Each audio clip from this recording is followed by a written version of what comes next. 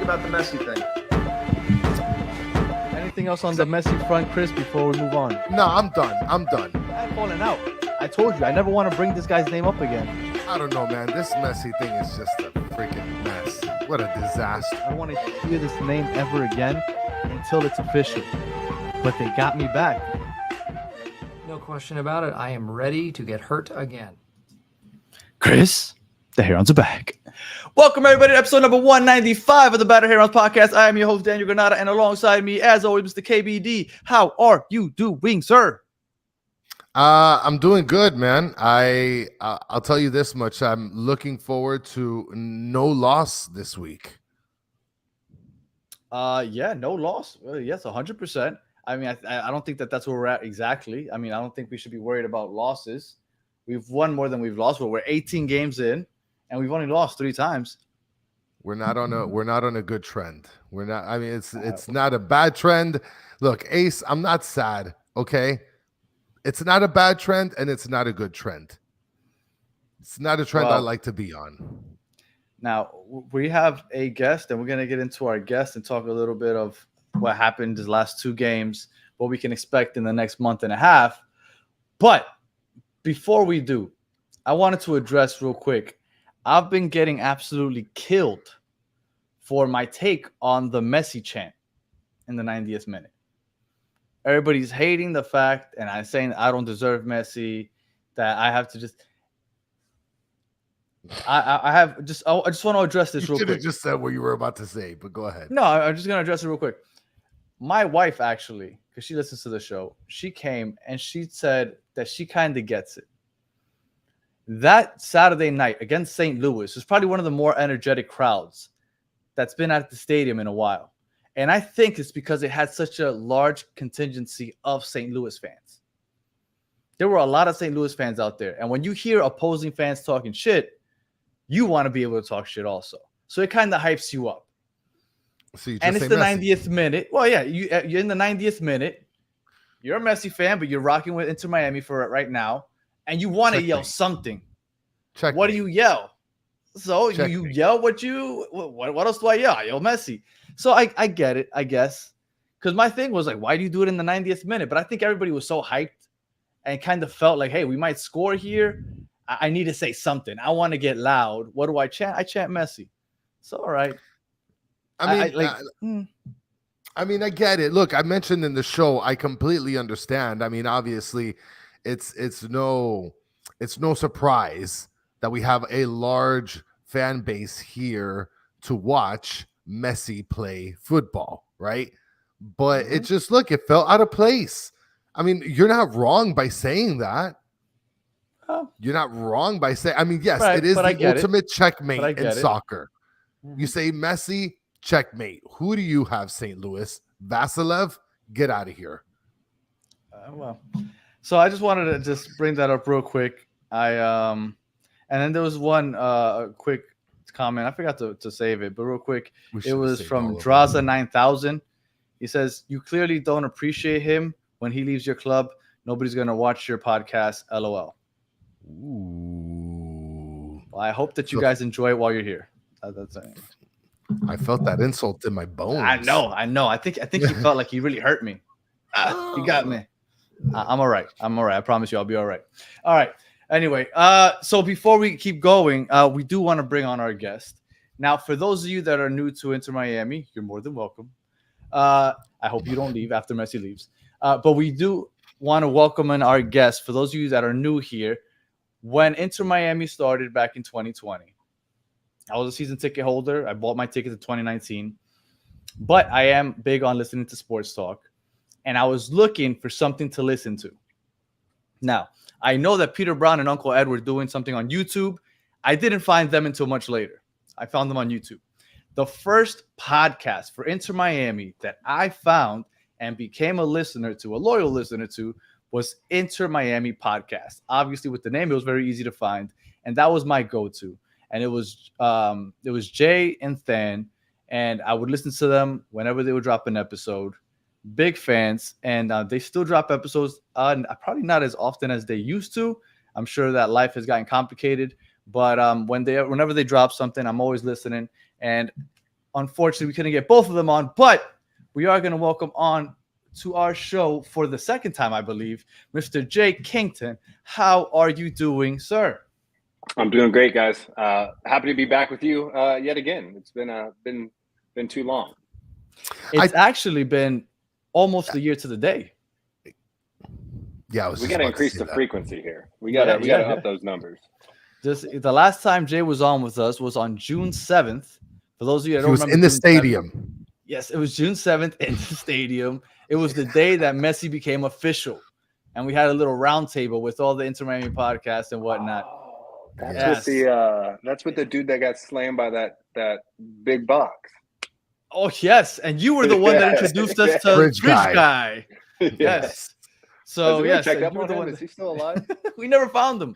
I still can't find him. So yes, thank you for joining us, Jay. Shout out to you and to Than. Much props on you. You guys were, in my opinion, the originators for the Inter Miami podcast. I mean, obviously, there's a lot more available out there now, but shout out to you and much props to you for being the first one onto it. Well, I appreciate that. Yeah, it's been a little busy with scheduling lately, but we do look to get back onto more of a consistent schedule. But hey, man, I appreciate the love you guys have shown us, the entirety of it, and happy to repay it any way I can and support you guys as much as I can. Well, with that said, Jay, your opinion on the first half of the season and all this hate, because we are 18 games in, 3 losses, 5 draws, but everybody's saying out. What do you say, Jay? Well, I'm not going to be ungrateful because it's certainly the best start to any season we've had. I mean, only 3 losses like that. That's really not bad. The form has, these last 2 games been a little rough. But in the same breath, I think there's been some tactical errors from Tata. Some making substitutions way late. Or not at all. Rotations. Yeah, or not at all. Selections, rotations. I don't want to completely crush him, but I think that he leaves still a lot to be desired. I understand why they brought him in and everything. I understand people really didn't like Phil Neville.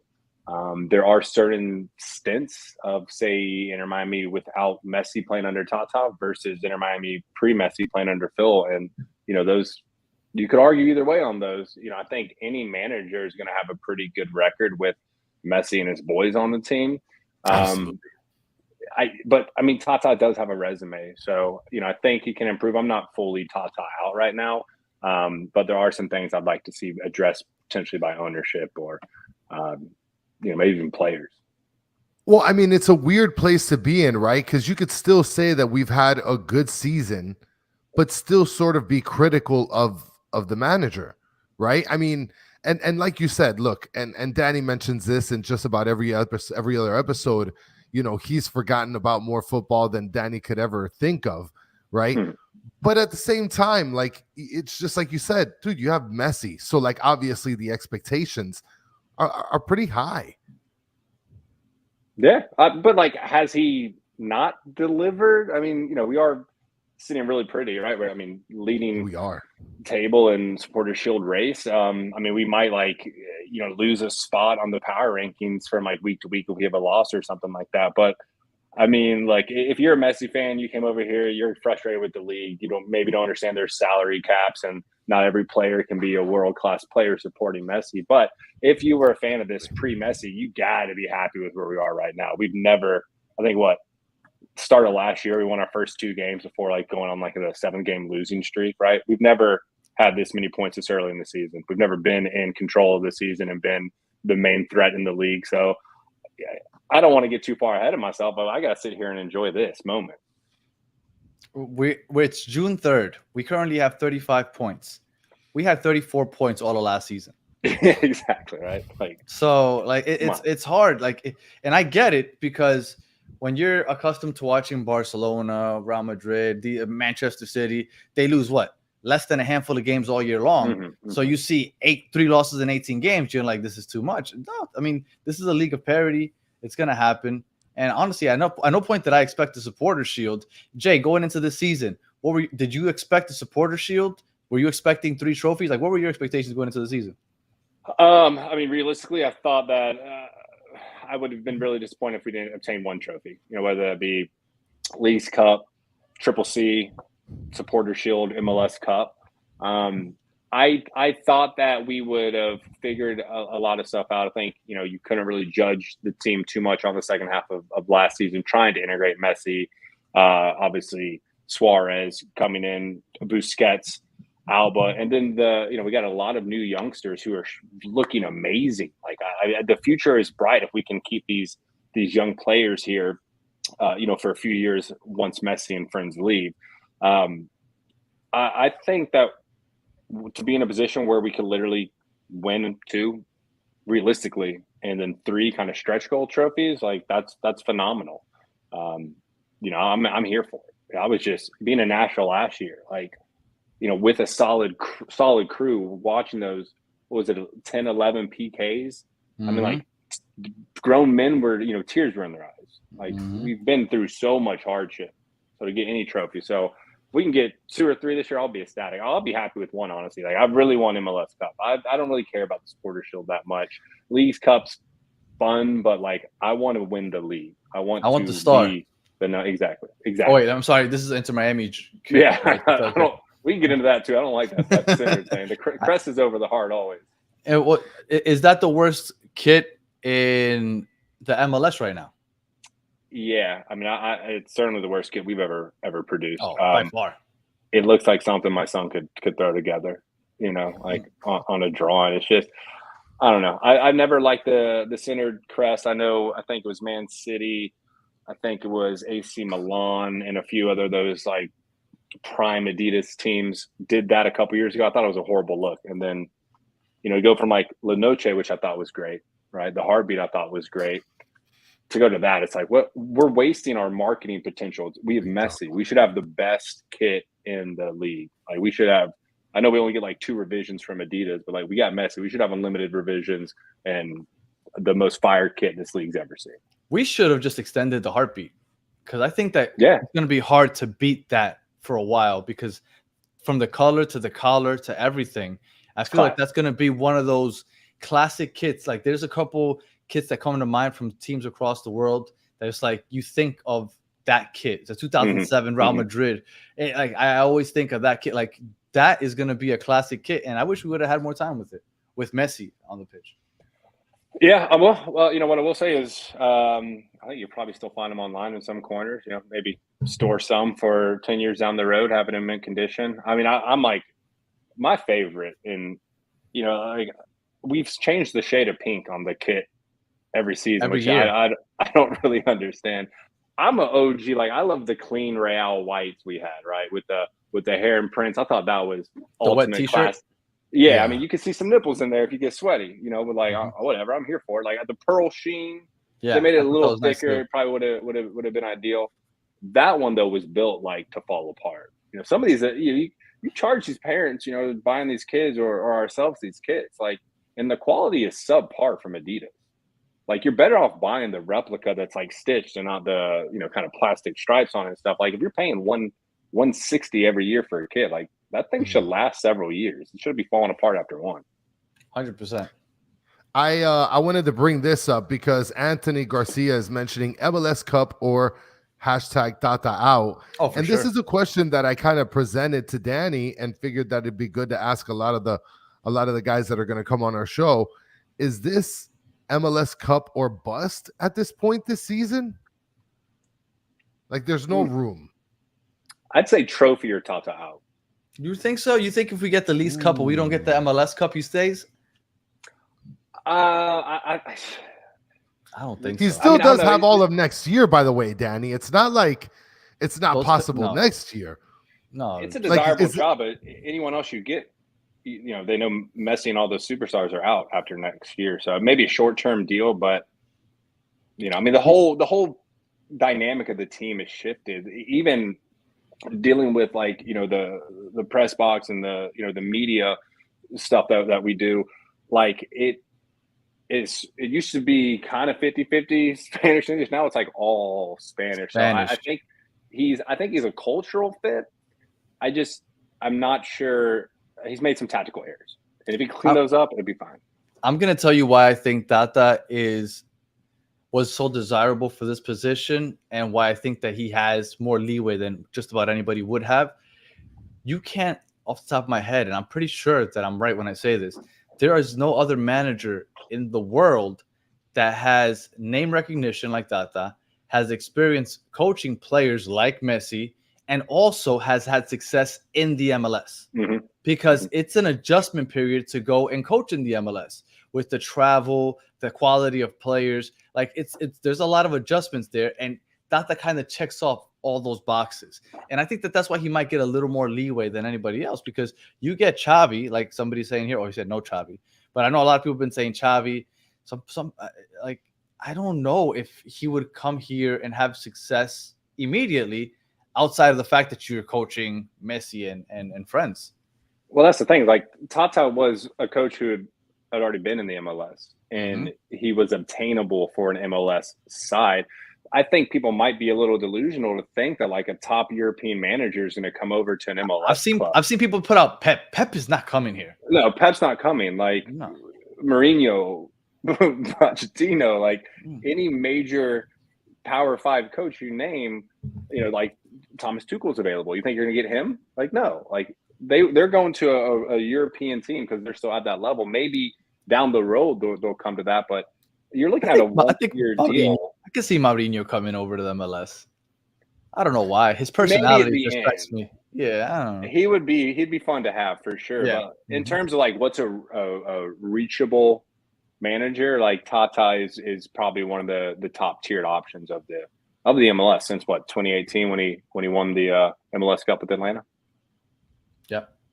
Yeah, 2019. I have another question for you guys before you guys move on to something else, because now that we're talking about coaches, and this might be a little bit of a curveball here, but if I were to tell you that Javi Morales, the best substitute teacher that we've ever had coaching Inter Miami, was to be coaching the team this year, do you think that because he coaches Messi, Suarez, Busquets, and Alba, that we would have the same record? I toss that to you first, Danny.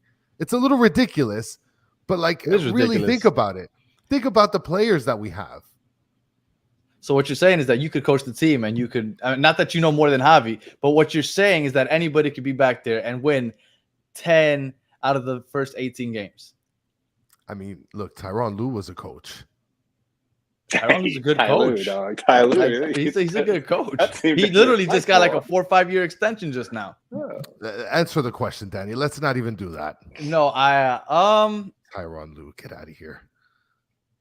Guy's still looking for his ankles. Maybe. I don't know. It's hard to say because I would assume that he has experience with Tata and other coaches that he could put on the same tactics. I think you could say that.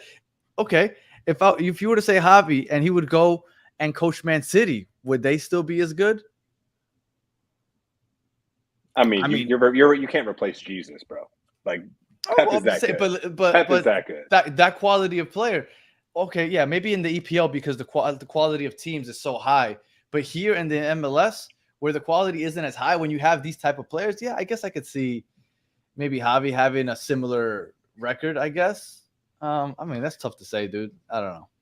I want to be very clear though before you answer, Jay. LaRue is saying that Tata disrespect is insane, and I'm not even a huge fan. You're literally just saying that anybody can take his spot and do the same. Of course, it's crazy.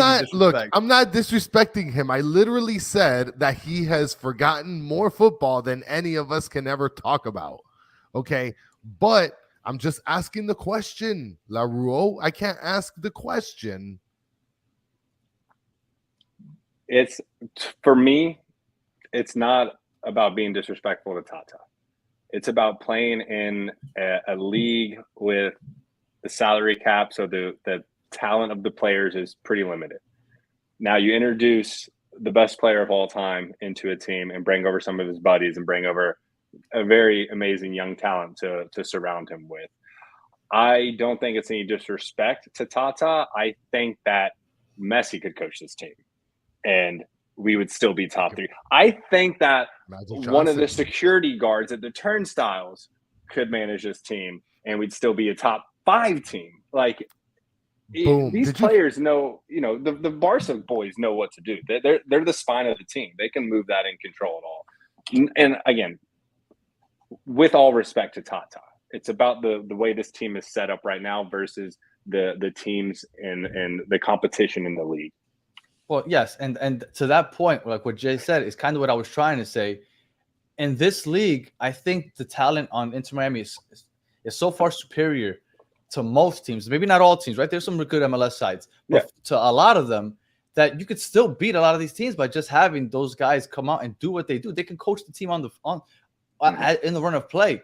Now, if you go to a superior league like the EPL, then I think it does make a difference. But yes, so no slight to Tata. I'm one of the few that have been talking and saying you should give him a chance.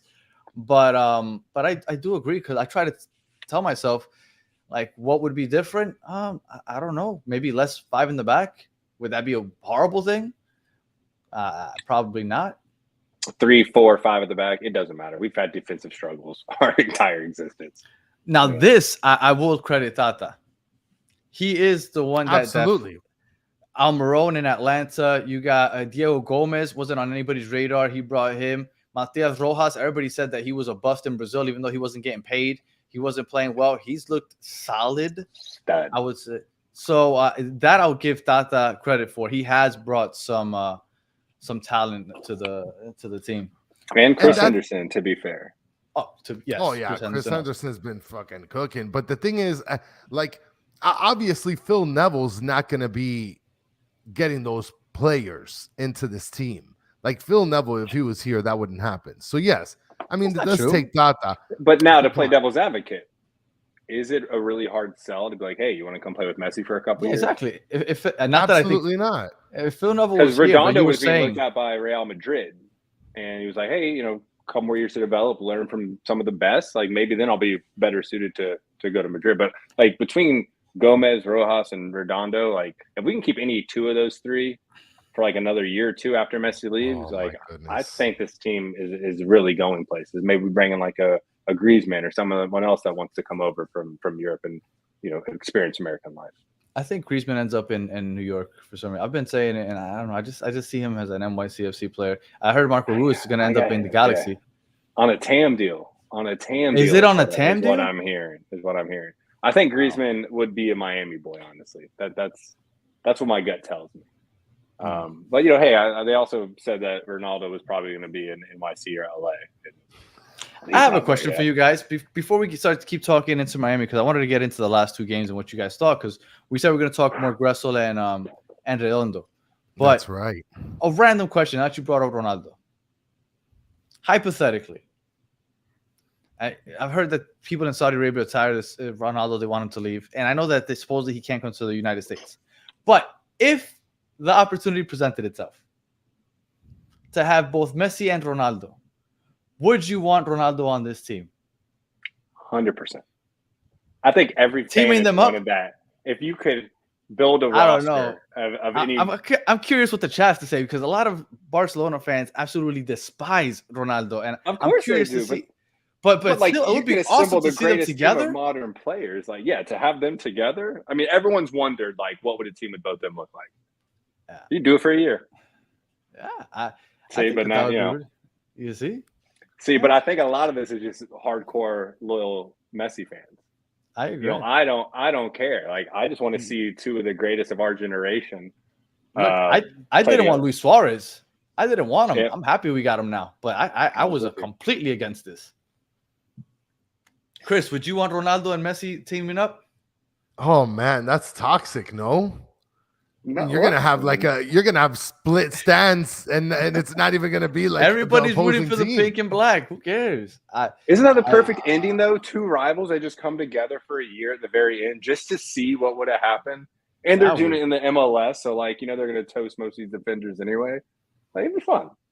And some people are saying that no, because Ronaldo's finished. I don't know. Didn't he lead it? I mean, I know that the Saudi league isn't the greatest, but he led the league in goals. He had like 35 goals. I think he still got some. Yeah, a lot were pins, but I mean, let's be honest. Like, Suarez can barely walk after a game. A lot of people were saying he was finished, and he came in here and started cooking. I'm with you, Dana. Like, I I was a Suarez doubter. I wasn't thrilled that he was coming. Yeah. And that preseason, like 6 games, like I don't think he put up a offsides all the time, didn't score. But then that dude just reached down in his bag and pulled out something from 2013 and started banging in goals. Yeah. Well, my thing was more his personality. I couldn't stand his personality. But when he was the MVP of the Brazilian league, I knew that he was going to come and turn it up eventually. Mm-hmm. But I couldn't stand his personality. But, I'm all in on Luis Suarez now. A lot of people get hung up on the personality, like maybe some of the edgy comments he's made in the past, or the Biden of people. But what I have heard kind of throughout his career from his teammates is that he is one of the best teammates ever to have. Might have some personal issues, or expressing himself, but like teammates love him. Well, I think that he's one of those players that when you're against him, you absolutely hate him. But he's that guy that when he's on your team, you love him because he's constantly just kind of just poking at everybody. I want to mention something about this comment. Isaac Sands says he would never let Messi be the star in Inter Miami. His big ego would destroy the team. To be perfectly honest, I don't think Messi's bothered by that. Like, well, and Messi's already here, so I think Ronaldo, and again, this is a crazy hypothetical because it'll never happen. But if he were to come, he'd know what's going on, right? He knows he's coming to Messi's team, so he'd have to bite that. Oh my god, that's bro. The 1-2 plays between them, like in the outside the box imagine? and into the box, would be amazing. Everyone wants to pit them against each other. Everyone wants to build up this rivalry, make it seem like they don't like each other. But I don't know. They seem pretty cordial at any event they've been at in public. Like, I don't know how much they play into that. Why can't he come to the United States? Is that from that charge that? Yeah. I don't know too many specifics about it, so that's why I want to talk about it. But yes, that's what everybody's saying. That supposedly that would make things complicated because then he'd have to face those. But I don't want to get into that. And this real quick, y'all saw him crying after losing to Al Hilal. Now, I like that. I like that he cared. He cared about winning the Saudi league. Like, I don't know. Some people were counting on him. I was like, man, if I would have seen Messi crying after we lost to Monterrey, I would have been ecstatic. He loves us. He wants us. He wants to win for Inter Miami. That's how you know you care. Yeah, like my son was crying after coming in second place in their tournament. That's it. Like, you feel that, like that means you care. Exactly. And now you're gonna go work harder to be better next time. So I'm with you. I want to see those emotions after the game. I want you to contain your emotions, stay professional through the game, and let them out after. I gotta know you're invested in this and want this too. And let's be clear, because everybody knows that I'm a Real Madrid fan. Everybody thinks that I'm like a obsessed. I'm not a big Ronaldo person, honestly. Again, kind of like the personality. I can see why he rubs so many people the wrong way. Mm-hmm. Obviously, I enjoyed watching him for Real Madrid, but once he left Real Madrid, I haven't watched a game of his ever, unless it was like in a Champions League game for Juventus or something. So, well, breaking news: Fabian says that the crying is fake. Well, maybe. I mean, the comments are going to be off the walls after this. You know that, right, Danny? Like, you're catching strays from all angles. Well, the LA rumors were heavy because apparently he wants to get into acting once he's done with playing football. Does he? So maybe he's already got that crying function down. Like, you could go for it. I can see that. He's got that thing down. All right. I drank those tears. Damn, you people are ruthless. Well, maybe. And they're saying, try saying one bad thing about Messi right now. See what happens to you. Oh, we've done it. We've done it. Yeah, we've done it. You're not blooded in until you've caught some flack for something about Messi. All right. So the last 2 games haven't been the prettiest. We won without Messi, Suarez, and Busquets in Vancouver. And when we did that, I really thought that we were on our way. I was like, right in time for them to leave for Copa America, we got our first big road victory without them. Then we kind of came back and shit the bed against Atlanta. And then almost again against, I'm blanking here. Who do we have on Saturday? St. Louis. Thank you. St. Louis. So I kind of want to get your thoughts on it. Before we get into the specifics of the players, what did you think about the last 2 performances? The St. Louis one, disappointing. I was proud that they climbed back 3 times. The defense, it's just kind of the same story. Like, if we could tighten up, we wouldn't have to do that. Let's not forget, St. Louis is a very good team. They came into the league and won the Western Conference. It's wild. I always compare Inter Miami to the expansion teams of past, present, and future, right? And they came in all cylinders firing. They just had it figured out from the start. So that's a very, very good team. I won't really think too much into the draw. We'll be happy with the point. The Atlanta one, losing to a team you're really not supposed to lose to, and in the fashion they lost was honestly just mind blowing. And then I saw a lot of people kind of complaining that they thought some of the people going away on international duty, won't say any names, I don't want to get you boys in trouble and have this fan base turn on you, but we're maybe taking it a little light, or not giving 100% to save themselves for international duties. And I don't believe that though. I don't buy into that either. I think a loss is good. Like, that's a loss and a draw. That's going to light a fire, right? I mean, Tata's got to be a little more firm. Everything's fine, and you're cruising when you're winning. But I'm a firm believer that, like in college basketball, I want the teams I love to lose, a game or two before March Madness. Like, get that fire under you, getting ready to go into that tournament. So disappointing, yes. Really unexpected with the Atlanta one, but overall, like, again, 3 losses this far into the season. I want to count my blessings here. As far as the go ahead, Chris. No, I mean, it's a weird thing to go through, because obviously we lost a game against what we saw as a beatable Atlanta, right? And then I guess you want to go ahead and chalk that up as a loss, just it wasn't in the mix for us. But the St. Louis game, it's like you said, we were playing a pretty formidable team, right? A lot of people sleep on St. Louis, and I mean, they have players that can be able to put the ball in the back of the net. Yeah, Berkey's an absolute stud. Thank you. He's a beast. He is. Look, obviously. Fuck Vasilov. Berkey's a beast when Messi goes ahead, looks at you, says "wow," and then goes to dap you up because of the block that he made on him. Like that was a moment. Like, Berkey's they changed jerseys, right? Yeah, after the game. Yeah, and then not to be, Yao Klaus is a 6'3" monster Brazilian. Like, that dude, I think is one of the best total number 9s in the league.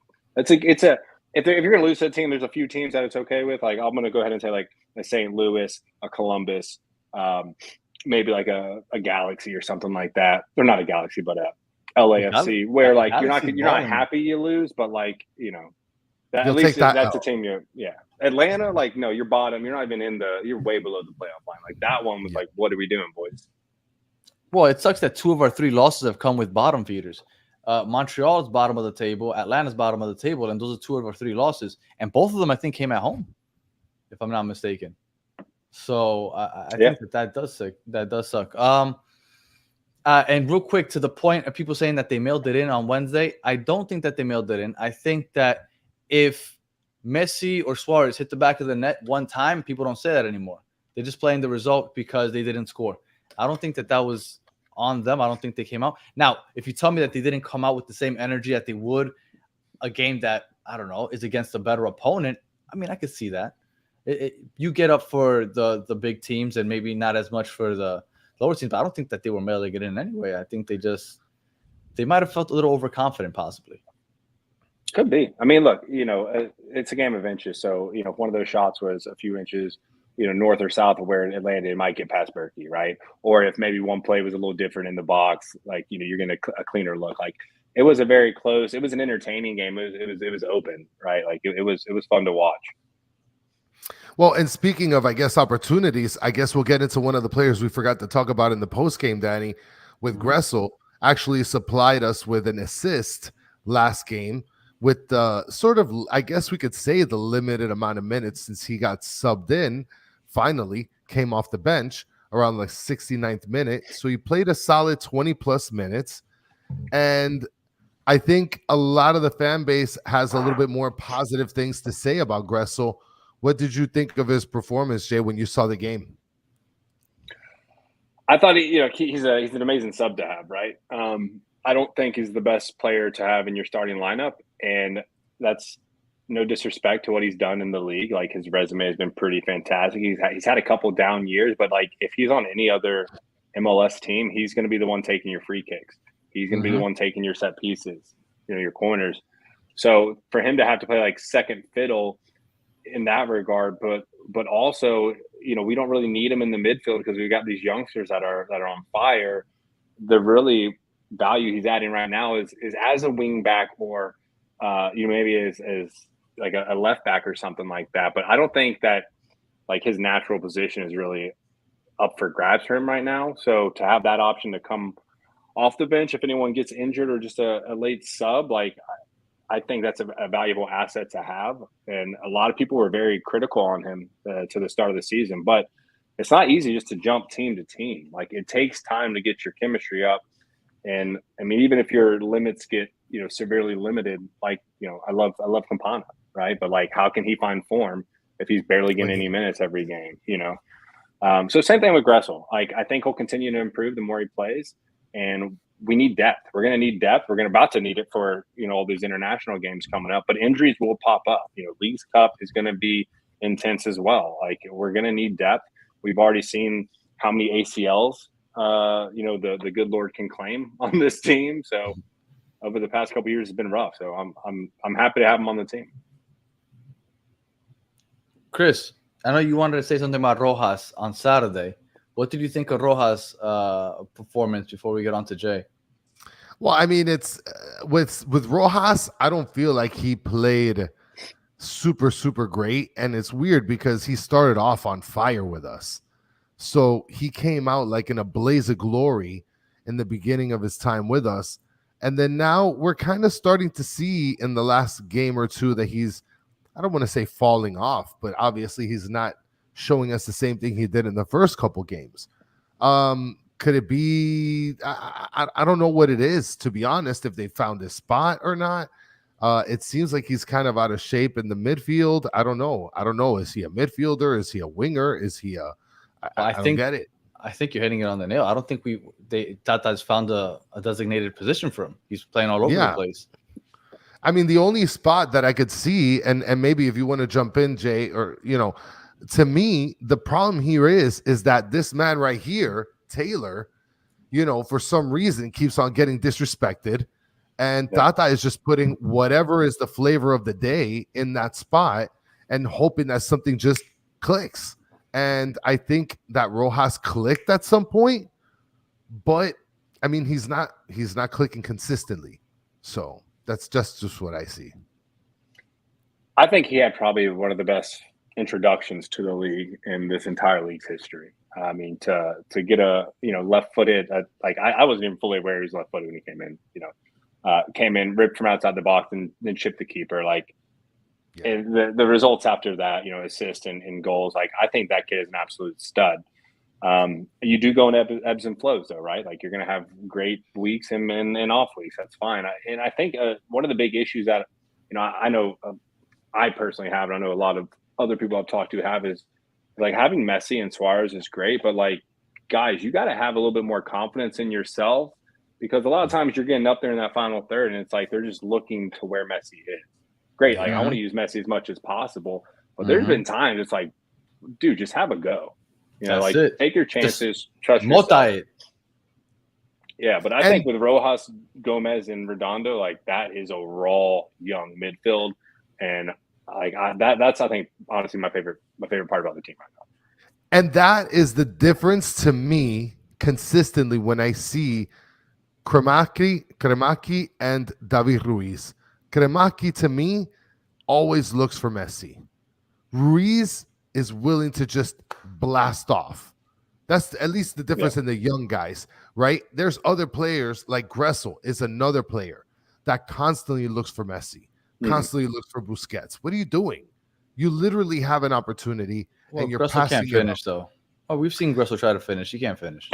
We have seen Gressel try to finish. I think that's where a lot of the hate that he got as well was like, some of that. There was a good like 2 or 3 game stretch where he had like good opportunities, and they just were so off that everybody's like, you know what? Sorry, we're done with you.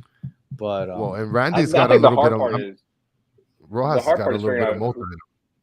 Yeah, but like, who is your starting midfield right now? Right, like, you assume Busquets is locked in as the Cincinnati option, but like, I mean, which two? I can't even say two. I mean, like, you got Ruiz, you got Benha, you've got Gomez, Redondo, Rojas. Like, Who are the two you boys would want to see start like game in and game out? If they're all healthy, I would go healthy. Gomez and Redondo. Gomez, I think box to box, he can cover for Busquets defensively. And Redondo, I thought, look, when the three of them were I don't know how many games they finally played together when they were all healthy, but I thought when Redondo, Gomez, and Busquets were all playing together, I thought that we had the best midfield in the league. I mean, I don't know every team in detail, so it's a stretch for me to say that. But I felt like I'll take these three and put them up against almost any midfield in the league. That's how good I thought they were looking.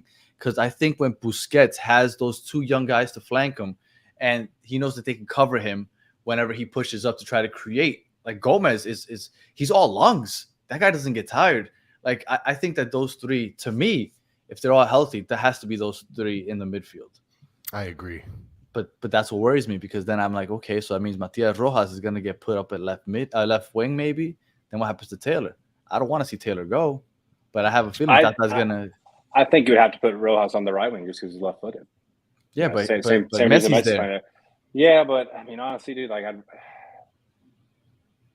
there's ways you could line it up, but no, like I hear you. I don't want to see RT out. Like Robbie Taylor, like just love that guy so much. Me either. Okay, it's a tough question. I love the shirt. I'm gonna get one. But is this a hot take?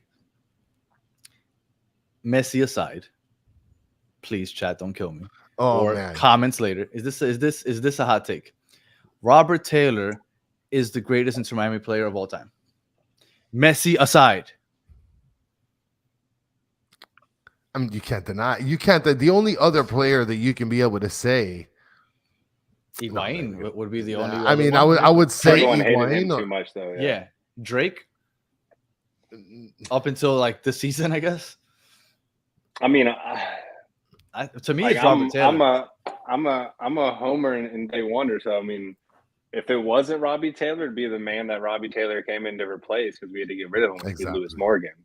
Yeah. Oh, yes. And look, I love. I think the key to this side is you can get like all this young Latin blood and all the old Latin blood, but as long as you got one white dude from like a Scandinavian or like really cold country, like that just unlocks the rest of the team. And I like if we just keep this model and just always have just some Nordic guy where it like snows 10 months of the year, I think we're gonna be fine.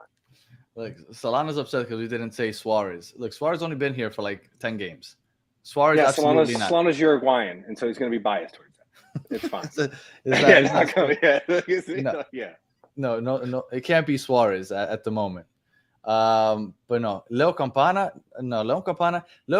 had a really good beginning of 2022, and then he fell off once Pozuelo got here and he got injured. 2023 was just Joseph Martinez took all his minutes, and then 2024 we'll see what the summer holds. Well, I feel really bad when Higuain got benched and then ripped like 14 goals in that period. Yeah, that's when I thought we had it. That's when I made the shirt. I was like, oh, that's it, we got it. Yeah, but. Like, as far as one of the best players to ever play in the MLS, based 100%. Off his career, yes. But, like, when you're asking me, like, the greatest Inter Miami player of all time, like, it's more than just how many goals you put up. Like, right, there are people that put in the work consistently, that they're giving effort, that love the team, love the community, and they become a fan favorite, right? And I think that's where Robert Taylor is right now, even though his values, like, increased, like, 4x since Messi came here. But, and he's up there on all the lists. He's top 5 in goals, top 5 in assists. And I know it's a short history, but I mean, it is what it is. We're talking about our short history. So I think Robert Taylor's up there. And like I said, the only other person I would consider is possibly Drake. Well, and look, Solana says it here: a homegrown blocked a PK, scored one, and was called up to USMNT. I mean, those are bona fides. That's why I said that he's the only one that I would consider, but I still say Robert Taylor. I mean, I love Drake as well. So, I would like any of those I think are good options. And he didn't just score a penalty. He blasted that ball and almost broke the net on that penalty. I think that he blacked out. I don't even think he was thinking, because the way he ran up and he upper 90'd it almost. Like, it was wild the way he took that. Yeah. I mean, like, they're not going to finesse it. They're just like, I'm gonna kick this like it's a goal kick. Like I'm clearing it. Yeah, I'm clearing it. I mean, Godspeed, and I hope I don't break your wrist. But like, good luck stopping this. It's coming fast. Yeah. Well, what was the guy, the Nashville's goalkeeper, Panico? He tried to finesse it. That's why he got blocked. Oh, what's his name? What is it? Sam. Yeah, Panico is. Yeah. Right. Well, everybody's already confirming that Di Maria is coming, Nacho is coming. I mean, I don't know. Yeah, it was Panico because Joe Willis was injured. Yeah. All right, so we got 6 games coming up where Messi and Suarez Uruguay won't make it too far. Shout out to Solana. But we're gonna probably miss 6 games with Messi if they make it all the way to the final. Hopefully they get eliminated quickly, but if they don't, again, 6 games, 3 in June and 3 in July. So we have to look for players to step up. So I'm kind of curious what you guys think as far as who's gonna step up. I think that Campana has to step up, because it's gotten to the point where people are starting to lose faith in him ever becoming that guy. But he's gonna have that opportunity now. It's Robert Taylor, Campana, and Matias Rojas, I think, up top. Who do you think is gonna step up in Messi, Suarez, and all these guys' absence? Jay. I'm with you. It has to be Campana. I think he'll get the minutes he needs to kind of get that confidence and that form back. Historically speaking, when we don't have Messi, it hasn't been good results. But Rojas will have to step back up, get into that form of his first 3 games. Redondo is now coming back, probably not fully fit yet, but he's getting pretty close to there. So I think if those 2 can get to where we'll be all right. But you still got to trust Busquets. Who I'm honestly liking even more than that is Jordi Alba. What he's doing with the assist. I love Jordi Alba. And he can create those opportunities for us as well. So I think they'll step up and hold it down. I pray a bit for Drake. I think the defense might get exposed a little bit here without some of the control that we've seen in the possession with Messi on the team. So, I mean, Drake's going to have to step up a bit and probably make a few more saves than he typically does. And just real quick before you go, Chris, everybody in the chat is telling us that Roja got called up by Paraguay. So, yeah, he's gone. So, right. So, up Ruiz top, is gone and Benja's gone and Messi. So those 4. And Suarez. So, we got up top, we're going to have Campana, Taylor, and the right wing. I guess Gressel might play right wing. Yeah, and that's exactly where I was going to go to Tetris this to Campana. My player, I think that's going to have to step it up is Gressel. And just like you were saying right now, Danny, he would be a fit, kind of like what we talked about before, of throwing him up at the right wing so he can be able to set up players like Campana with his amazing crosses. And, I mean, our competition coming up isn't necessarily easy. Our next game is against Philadelphia, which I haven't kept up with them too much, but they're always a good side in the league. Philadelphia right now. Yeah, we have Philly, then we have Columbus 4 days later. Then we have Nashville 10 days later. And then on the 3rd of July, we play against Charlotte. And those are all teams that are technically in the playoff at the moment. As we speak, all those are playoff teams in the Eastern Conference. So those are all good opponents. It's going to be good opponents, and we need somebody to step up. But Campana has to. Campana has to. Yeah, because with Rojas being out, it'll have to be Gomez and Redondo. Well, Gomez, I've heard that he might be close to returning. Redondo, I haven't heard anything about that injury that he got on Saturday night, but we got a solid 2 weeks until our next game. He grabbed his hammy. I'm not sure the extent of it yet, but or his quad, I think, more than his hammy. So hopefully it's nothing serious, because I mean these leg injuries have been brutal this year. Yeah, well, there has to be something there with the staff of the. I mean, it's got to be. What is this? This is like 2 years. And then I saw Farias on Saturday, and I was like, damn, like you almost forget we have Farias recovering as well, because we just keep bringing in these youngsters and they're all impressing us. Now, unfortunately, Farias can't play for us until 2025 though, which sucks because they already put him on the IL, completely out for the season.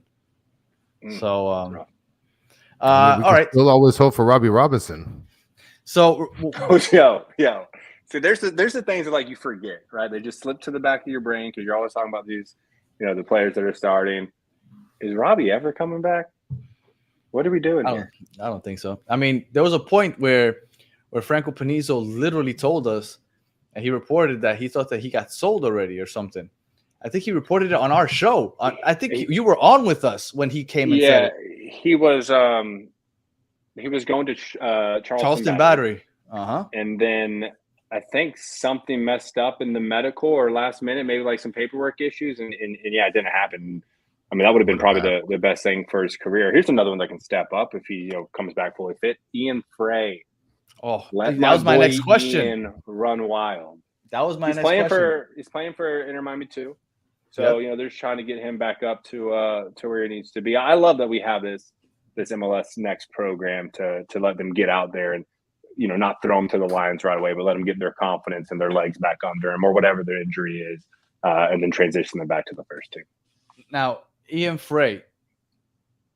With Ian Frey, would you no longer feel the urgency to sign a center back in this next window?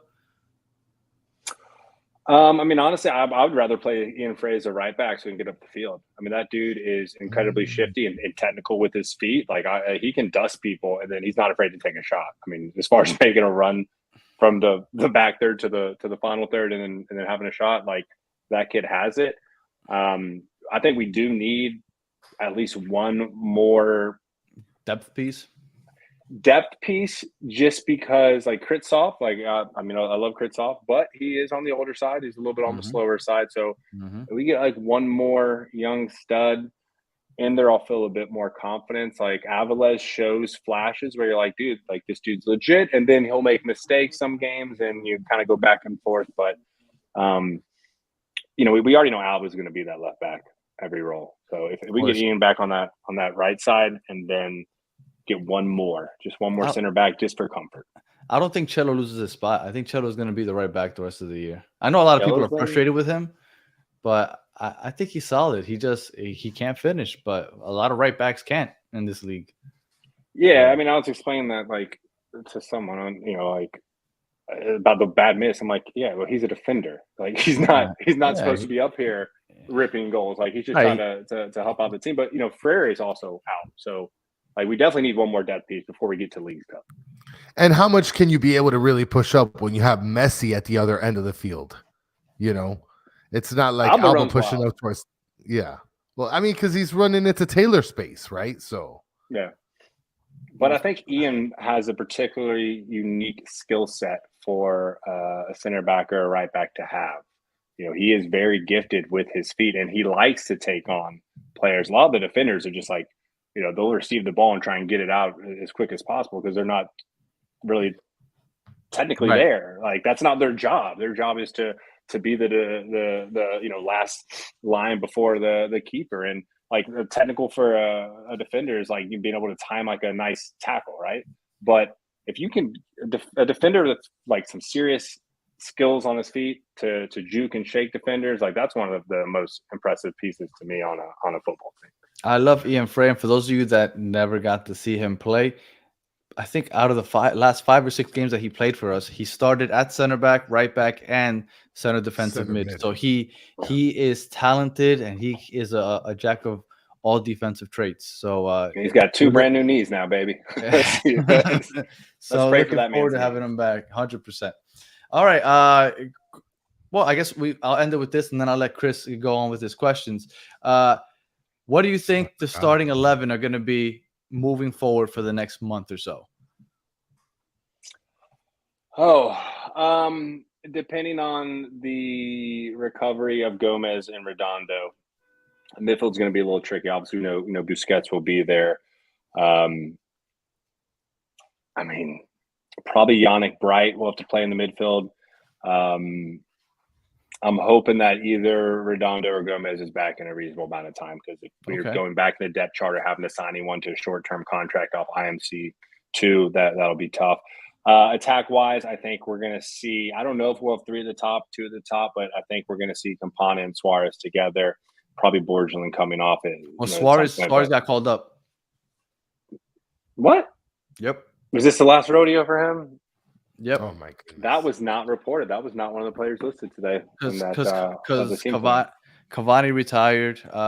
They had already considered bringing him on anyway before Cavani retired. Cavani retired, so it's all but a shoe-in. So Suarez is going to be gone also. So it's going to be Taylor, Campana, and Gressel. Maybe Gressel on that right wing, just because we're going to need it. Then we'll just hold the 4-3-3 true. And then backline, Alba, Aviles, Cello. Maybe this could be a bad take, but I think maybe they've been prepping the Ian Frey return for this, and maybe he'll come in that RB slot. I sure hope so. I would love. And of course, Calendar. Yeah. At this point, who knows who's playing right wing? We still got Coco Jean somewhere in Fort Lauderdale. Catch him on Las Olas or something. There's a few players like you just haven't seen them forever. You forget they're there. He's got to be moved this offseason or no. It's got to be. All right, Chris, go for it. So we're gonna. I don't remember where we left off with Jay, but I'm just gonna. I don't think Jay has ever answered a question with us. I've done the steak and the toast, but not the sandwich. Okay. How do you cut this sandwich, Jay? You got one up and down and one diagonal. I'm a diagonal guy. When I make sandwiches for my son, he likes the straight up and down. Nice. The vertical one. Sometimes in the floor, Oh, I do that same thing too. I like that. Yeah, but then he when he turned 6, I was like, dude, you're grown up here. We can't do little small sandwich bites. You just gotta eat a half sandwich like a grown man. Yeah. Mm-hmm. Now, and then this one is a goodie because I'm not weird at all. I shop holding the grocery store in the front, the grocery cart in the front, the grocery cart in the front, and Danny shops like a weirdo, holding it from the back by the handle like a weirdo. So, are you a pusher or a puller? Are you a pusher or a puller?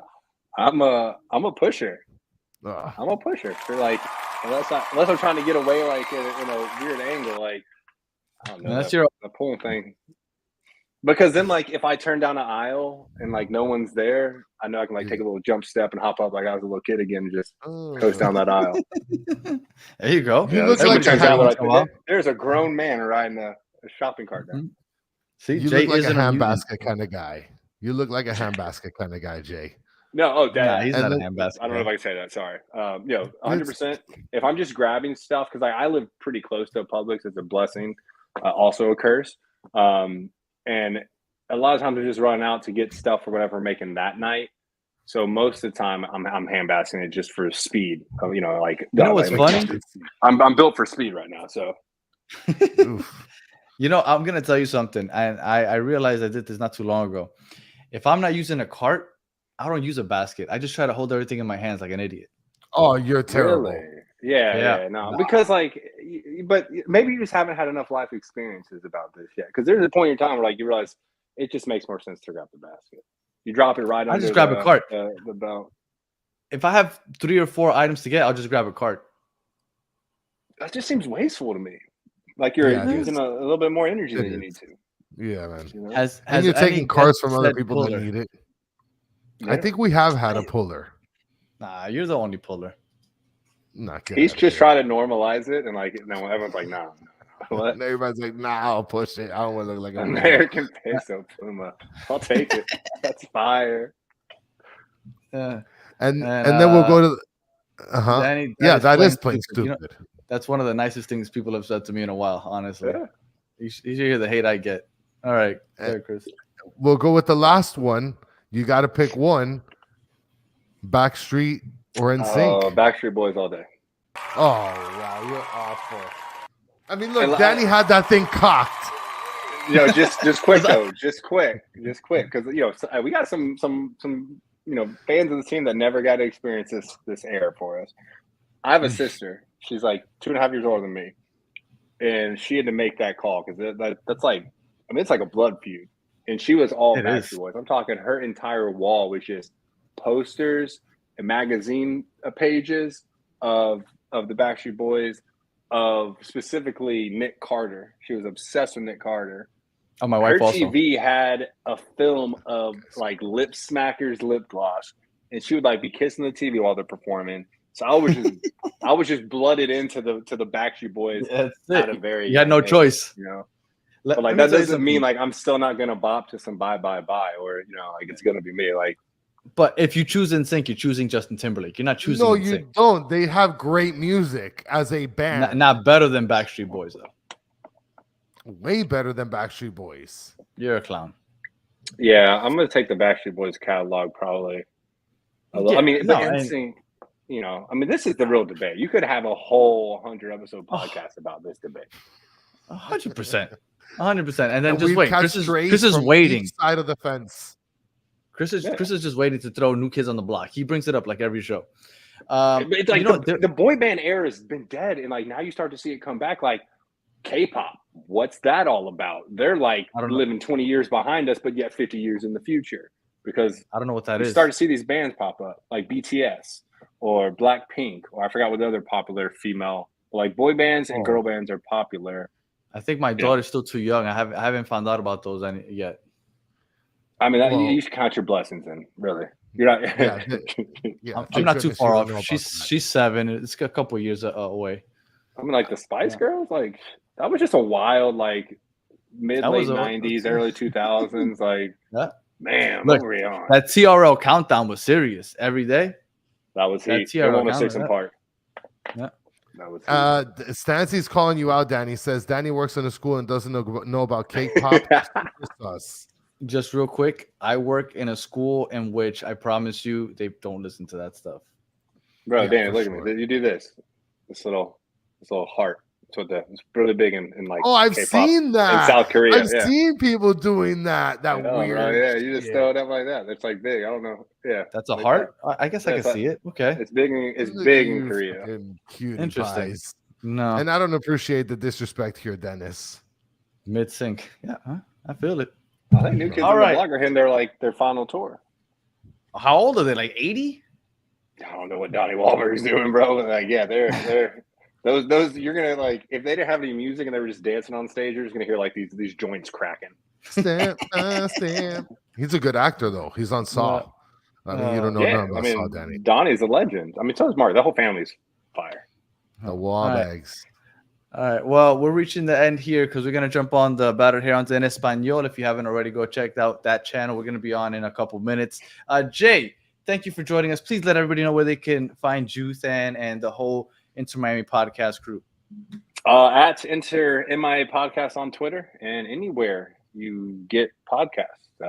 Even on YouTube, you can go listen to a podcast on there. So not hard to find. You can Google it or reach out to us, join our Discord.